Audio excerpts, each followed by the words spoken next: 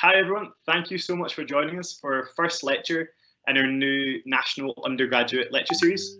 My name is Scott, I'm one of the FY1s working in the west of Scotland, and I'm part of the team who organised the series. We have 3 great talks over the next couple of weeks, which I'm really excited for, and I hope you are too. Before I hand over to our first speaker, Ewan Harris, I thought I would take a moment to share why we created the series. So a few years ago, a national survey was done by the medical student group of the Faculty of Medical Leadership and Management. The Faculty of Medical Leadership and Management, or FMLM for short, for anyone who hasn't come across it, is the professional home for medical leadership in the UK, similar to that of the Royal College which we have for surgery and medicine. The study that I was talking about looked at exposure to medical leadership and management at medical schools across the UK. Unfortunately, it revealed very minimal teaching, and on the back of that, the FMLM created an undergraduate curriculum. So it's the aim of these talks is to deliver this curriculum in a series of fun, short, virtual sessions, so that hopefully we can then apply what we've learned to become the best possible future healthcare leaders. It's our first talk, so fingers crossed. Everything goes to plan. I hope you all enjoy. I need to apologise for my curtains. I'm staying in hostel accommodation, but let me pass over to Mr. Ewan Harris, who's a senior orthopaedic trainee in the west of Scotland and has been highly involved in FMLM Scotland. So thanks very much, and I hope you enjoy. Just send him live.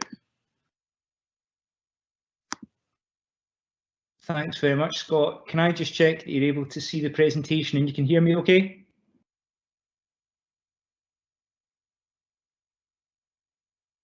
Yep, I can hear you okay, Ewan. Thanks very much. Perfect. And you're getting the presentation through all right? Yeah. Marvellous. Super. Well, good evening, everyone that's tuned in. Thank you very much to Glasgow University, Medical Leadership and Management Societies and the other universities involved for having the opportunity to speak this evening. Special thanks to Scott as well, who I know has put a lot of hard work and time and effort into bringing all this together. Mostly because he's had to deal with me most of the time and try to organise me. And of course, a big thanks to you guys for tuning in and showing an interest in medical leadership and management at such an early stage in your careers. And I think this can only bode well for both yourselves as you move forward in your careers, but also importantly for patients. Have you got the next slide okay there, Scott? Yep, it's all coming through, Ewan. Looks Perfect. Great. So it seems to be working fine. So in a presentation focused on self-awareness, I really should start by introducing myself and a little bit my background. I'm currently an ST5 in trauma and orthopaedics based in the west of Scotland. And my own personal leadership journey has been heavily influenced by my experience undertaking the Scottish Clinical Leadership Fellowship in 2018 and 2019 when I worked for NHS Education for Scotland and the Royal College of Surgeons, Edinburgh. Before beginning the presentation, I want to acknowledge that many of the aspects of self-awareness and the tools that I mention here to help develop self-awareness, I learnt during my Scottish Clinical Fellowship. And if medical leadership and management is something that you're interested in, there are a plethora of opportunities to do these sorts of fellowships, not just in Scotland, but in Wales, England, Northern Ireland, run by multiple organisations, including the FMLM. I also, as by way of a disclaimer, want to emphasise that as passionate as I am about medical leadership and management, I'm not an expert. So if you do have specific questions, more than happy to try and answer them. But there are very qualified people out there that will be able to give you a more in-depth run through than possibly I will. I'll also maybe pick up on 1 or 2 things as I go through, just to be mindful of.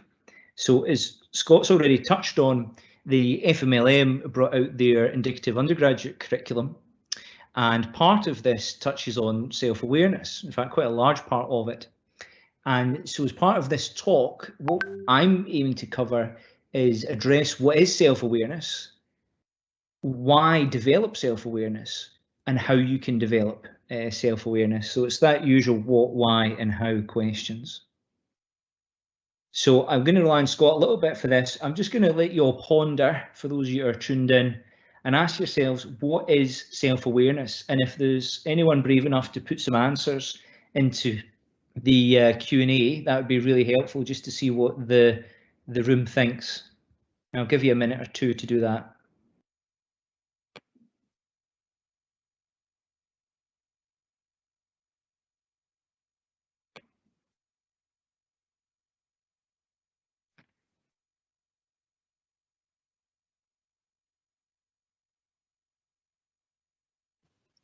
Sure, so just we'll wait and see what responses come in. That's fine. Well, I'll chat for a bit before we get to the answer. So when I was thinking about what is self-awareness, I thought if somebody asked you what's your favourite colour, or what's your favourite food, or what's your favourite film, most people I think would be able to come up with an answer pretty quickly. But if I started to ask you what is your core values, what's your greatest strength, what's your greatest weakness, I think that becomes a little bit more challenging. If I was to ask you what defines you as an individual, as a person, then that becomes extremely existential and quite difficult to answer. And I think it's funny because sometimes we struggle to answer these questions because it's not something we've ever given much thought to, and it's often because we're not really asked. I suspect that the last time many of you will be asked as undergraduates is probably the interview to get into medical school. And I think that sometimes we're so busy, particularly working in medicine, that we don't have an opportunity to actually explore these sorts of ideas. And that's perhaps why sometimes we're not the best at developing self-awareness. I don't know if anyone's come through with any responses at all, Scott.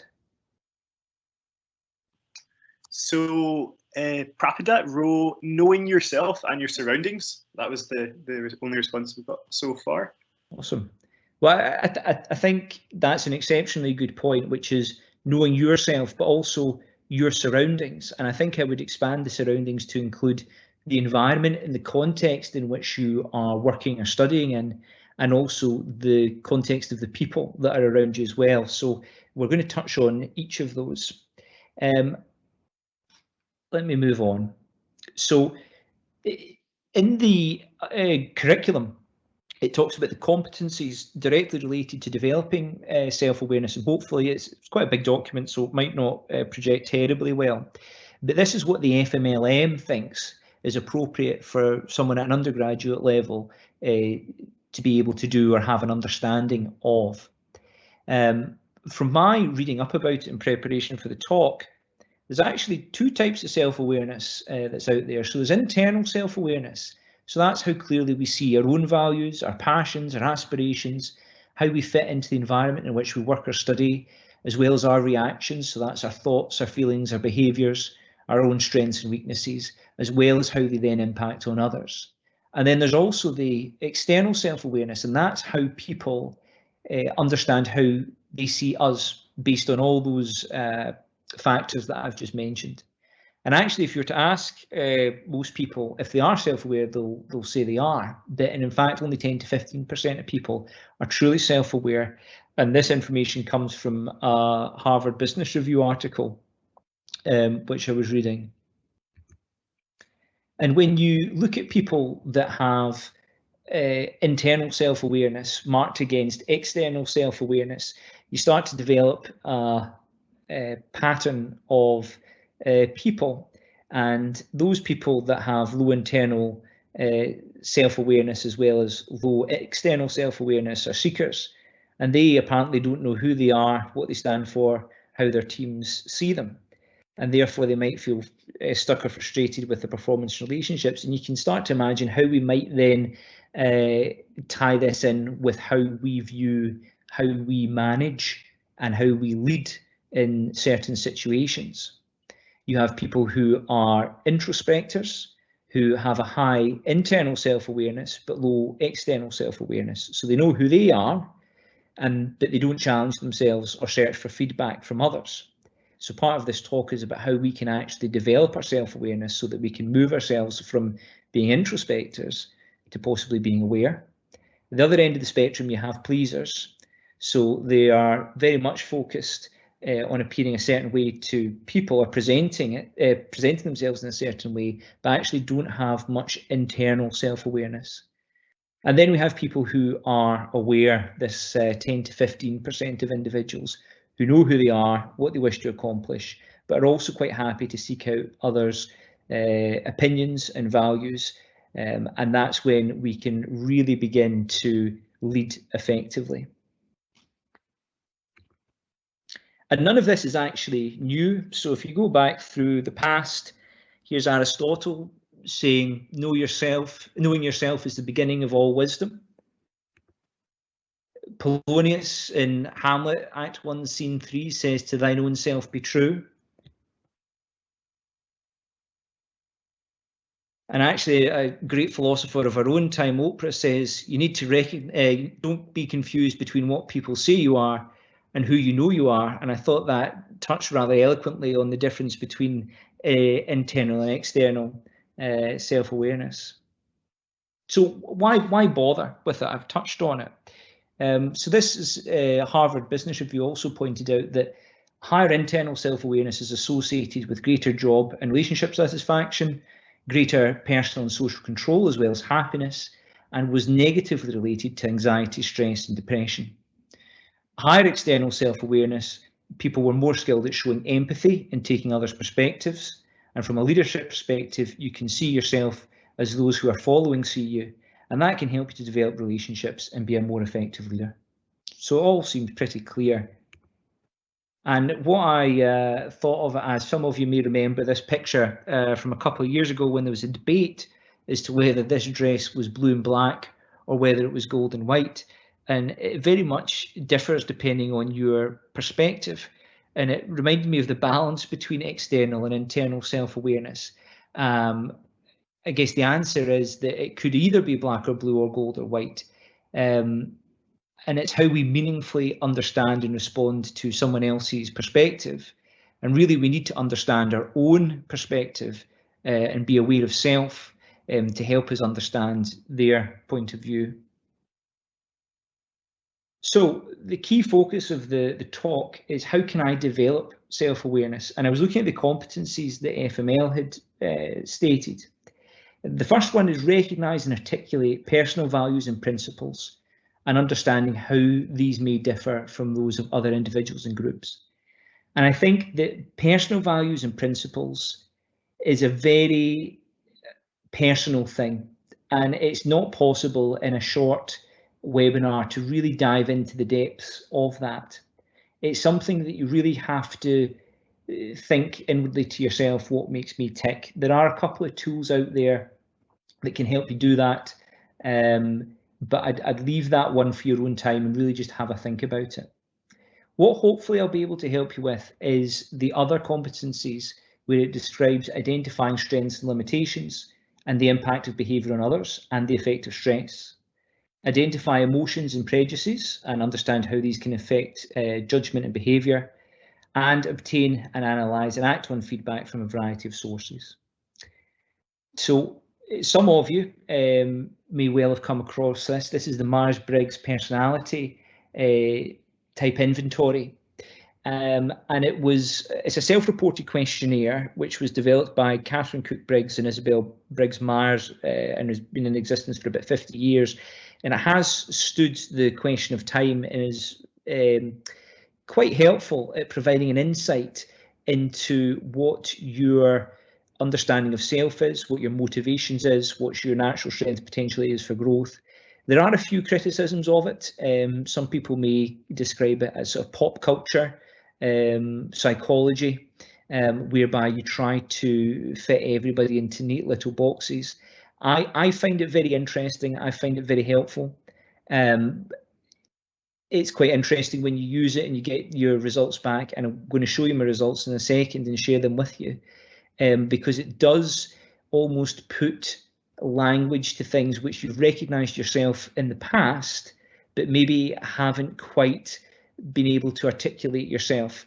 What is very helpful in doing is actually helping you to appreciate and understand other people's perspectives, how their minds work. Let me go to the next slide because it probably explains it in a little bit more depth. So Jung concluded, based on all his observations, that people have an inborn tendency to use their minds in certain ways. And this personal preference gives rise to certain predictable behaviours. And this is a very, as I said, I'm not an expert, it's a very simplified version.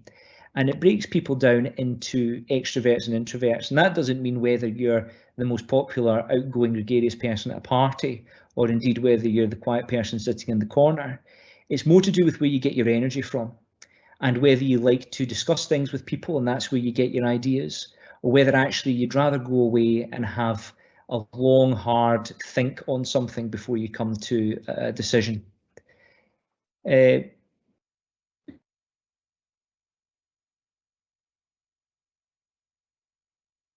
Sensors are very realistic, rational people. They like facts, they like details, and they like to think, come up with practical solutions to problems.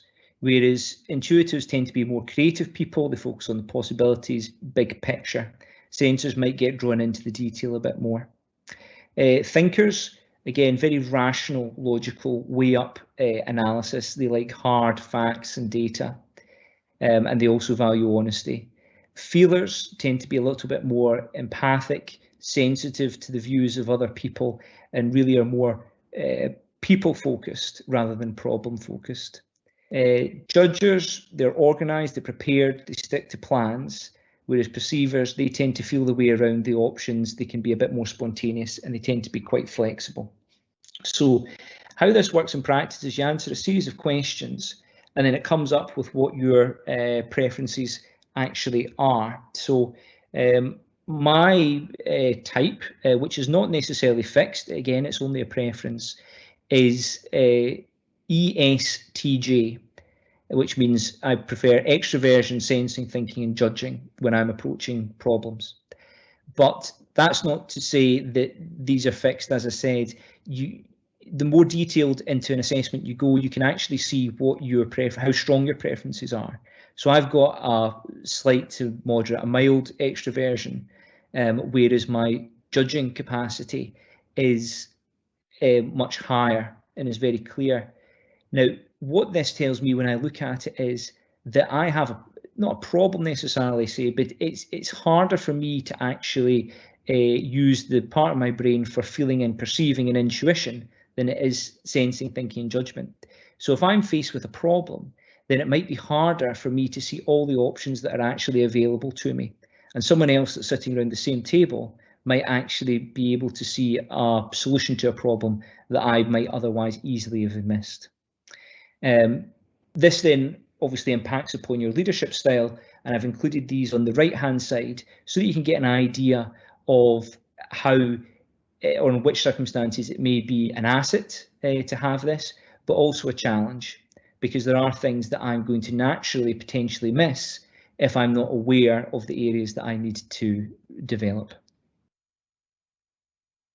The other thing that it's helpful for is that depending on your preference, when you're faced with stress, you will react in different ways.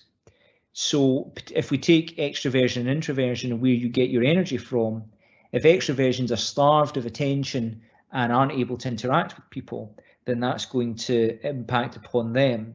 Whereas introverts might be stressed out by spending too much time with people and not having the opportunity to process things by themselves. And this is true of all the various aspects of the inventory.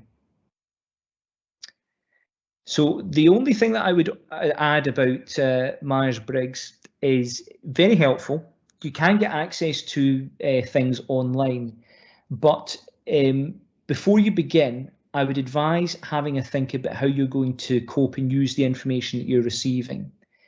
I would emphasize that it's neither good nor bad, it's just you, and it's neither a compliment or a criticism, and it states your working preferences. So that's not to say that I can't be intuitive, feeling, or perceiving. It just means that I have to work harder at it for it to come. It doesn't come as naturally as the other things, and therefore it makes me less aware of it.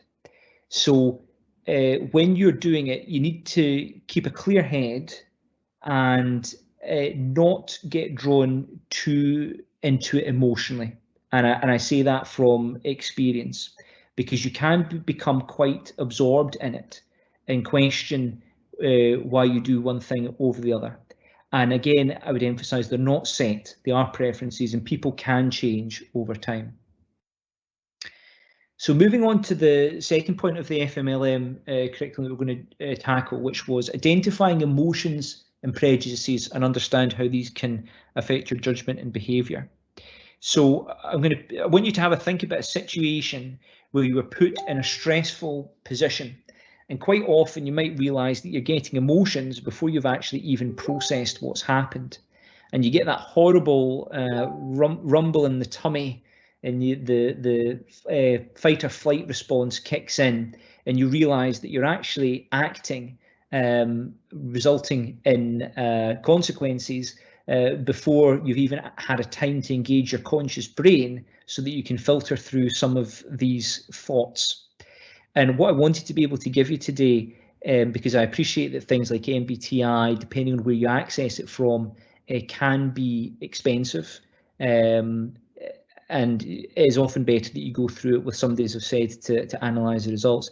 But I'm hopefully going to be able to give you a tool that you can use day to day that might be helpful when you're faced with these kind of situations. So I'm going to show you a video, which I hope is going to play, and it lasts about 5 minutes.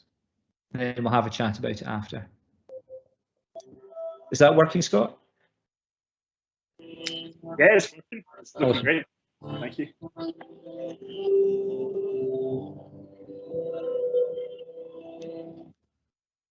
Imagine a microscopic-sized ladder contained in the part of our brain that will label our subconscious. The ladder of inference, which was first proposed by Harvard professor Chris Argyris, is the basis of this model. Every time we interact with someone, that experience enters the ladder at the bottom. That same experience zips up the ladder in the blink of an eye, exiting at the top. This process happens thousands of times a day without us knowing it. Let's focus on what happens on each rung of the ladder. On the first rung, we have the raw data and observations of our experience. This is very similar to what someone watching a video recording of our experience would see. Moving up to the second rung, we filter in specific information and details from our experience. We unknowingly filter based on our preferences, tendencies, and many other aspects that we believe are important. Onto the third rung, we assign meaning to the information we have filtered through. This is where we start to interpret what our information is telling us. On the fourth rung, a very crucial thing happens. We develop assumptions based on the meaning we created on the previous rung, and we start to blur the distinction between what is fact and what is story. On the fifth rung, we develop conclusions based on our assumptions. This is also where our emotional reactions are created. On the sixth rung, we adjust our beliefs about the world around us, including the person or people involved in our experience of the moment. On the seventh and final rung, we take action based on our adjusted beliefs. Still with me? Great. Let's take a real-life example and run it up the ladder to see how this all works. Have you ever been cut off in a parking lot, signal light on, as you steer toward your coveted spot only to slam on your brakes at the last minute as someone pulls in front of you and steals your spot away? Imagine that experience and notice all of the data and observations landing on the first rung of your ladder. Now let's watch what we pay attention to on the second rung. Who cares that it's sunny out and the birds are chirping? The 50% off sign outside of your favorite store is meaningless. You filter in the sensation of your grip tightening on the wheel, you feel your blood pressure rise, you hear the squeal of your brakes, and you notice the expression on the face of the other driver as he pulls in front of you and quickly looks away. Time for our third rung. Ever since you were young, your parents taught you the importance of waiting in line and taking your turn. You live and die by the rule of first come, first serve. And now this guy has just stolen your spot. What gives? Up to the fourth rung we go. Watch closely as our assumptions take over and our story creates itself. That stupid jerk. Didn't his parents teach him anything? How could he not see my signal light? He must never pay attention. Why does he think he's more important than anyone else? Jumping quickly to the fifth rung, we conclude that this guy is heartless, inconsiderate. He needs to be taught a lesson and put in his place. We feel angry, frustrated, vindictive. justified. On our 6th rung, we adjust our beliefs based on the experience. That's the last time I give in. Next time someone tries to cut me off, tires will be smoking on the pavement as I squeal past them into my spot. And finally, our last rung, we take action. We back up, pull up behind his car, honk our horn, and roll down our window to scream a few choice words his way. Now, imagine he walks over quickly, apologizing. His wife, who is almost due with their first baby, called him from inside the mall to say she is in labor and needs to get to the hospital immediately. We are momentarily shocked, apologize profusely, and wish him luck as he rushes toward the entrance. What just happened here? What changed? Why is this so significant? In our parking lot example, our beliefs were short-circuited by the ladder of the other individual. My wife is in labor. I need to get there quick. There's a parking spot. Phew. Oh, geez, I cut someone off. I better apologize quickly so they don't think I'm a jerk. But what if we were able to short-circuit our ladders ourselves, proactively, by choice? Guess what? We can. Let's return to our unique human function of free will. Next time you notice yourself reacting to your experience, pay focused attention to your ladder. Ask yourself what beliefs are at play. Where did they come from? What data and observations did you filter in as a result of your beliefs? And why? Are your assumptions valid and supported by facts? Would a different set of assumptions create different feelings and result in new and better conclusions and actions? We all have our own unique ladder. Be mindful of yours and help others to see theirs.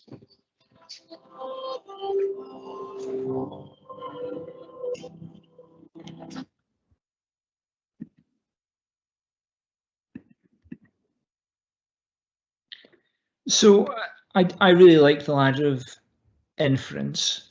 That video is a part of a TEDx talk, so it is available on YouTube if people want to go and have a hunt for it. The basic premise of the ladder is that the thoughts that we have cause us to have feelings, and then we act to satisfy those feelings, and those actions have consequences. What the ladder is useful for is it uncovers the hidden assumptions, beliefs, and actions that we take out into the world and actually frame and colour all the information that we observe.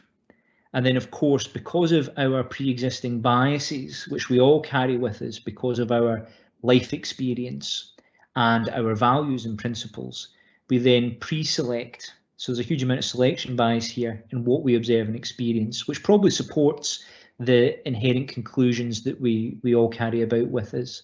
And then, of course, it's influenced by cultural and personal meaning. We arrive at those assumptions, and then those assumptions cause us to have beliefs, and then we act upon those beliefs we have. And when you actually start to explore all these things, then you realise how quickly in every interaction that you have, how you can misconstrue and misinterpret information that's being passed to you from another individual. And of course, they're also at the same time going up their own ladders. So there's actually two ladders at play. And in situations where there may be disagreement or conflict, you can very easily end up at the top of both your ladders, having an argument about something, when actually what you need to do is take a step back down a few rungs and really think about the information that's coming in towards you and whether you've interpreted it correctly. And I find that when you do that, you can actually start to pick apart what's really going on. And it's a great way that you can be self-aware so that you understand your own drivers in terms of values, beliefs, principles, and also try and understand someone else's.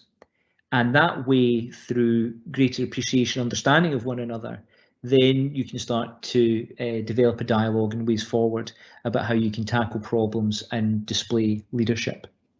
And that is something that you don't need to pay for. You can just go out and use straight away. Have a think about a conversation you've had with someone recently, which maybe hasn't gone as well as you'd hoped, and think about what was going on for you at that time and what was going on for that person. And getting on to the third thing that I highlighted was obtaining, analysing and acting on feedback from a variety of sources. So as you graduate and you get into foundation training and later speciality training, you'll come across multi-source feedback tools. You perhaps may already use these. There are dedicated tools that you can use for leadership and management. The FMLM have a lot of these tools available. It is probably at a higher level than what you would require as an undergraduate, and you'll notice in the bottom right of the top picture there that it does cost money. I'd probably advise that you guys don't need to go into that level. There are, again, free tools that you can use online that can help you with this, although it might not necessarily be leadership specific. As I said, I'm sure that your individual medical schools probably do have some element of multi-source feedback tools at play. I think the important thing is that you get meaningful information back, and again, you reflect upon it, are introspective and have a think about what it really means and how you can use that information to develop yourself as an individual. Shameless plug for the FMLM training steering group. We've developed a leadership passport, which you can use to log your leadership experiences. There is opportunities within this to reflect upon things, and if you are to have greater self-awareness and develop it, then reflection and introspection is going to be one of those key things. And even if it's just the subtle prompt of you having 30 seconds or a minute to have a think about a particular thing that's gone well or maybe hasn't gone as well as it could do, and wonder about what you could have done better in that situation, and what involvement and responsibility you had in that, then that'll help you start to open some windows in your mind and think about how you can explore your own self-awareness. So my final point here, and this comes from personal experience, is that developing greater self-awareness can be a bit like opening Pandora's box. And once you've opened the lid and discovered a new lens and perspective with which to understand and evaluate yourself, it can be very easily to become critical of yourself and question your responses and behaviour to a variety of things. So my closing advice is to be mindful of this and not torture yourself. Yes, be reflective and use your new understanding and appreciation of self-awareness constructively to develop, but try and avoid over-rationalising it. So be kind to yourself. And thank you very much for your attention, and I'll hand back to Scott. And also more than happy for anyone to get in touch if they have any questions. Thanks so much, Susan. That was incredible. It's so good. I'm definitely going to use that ladder of inference in life and in the hospital setting as well. I'll see if we've got any questions in the chat.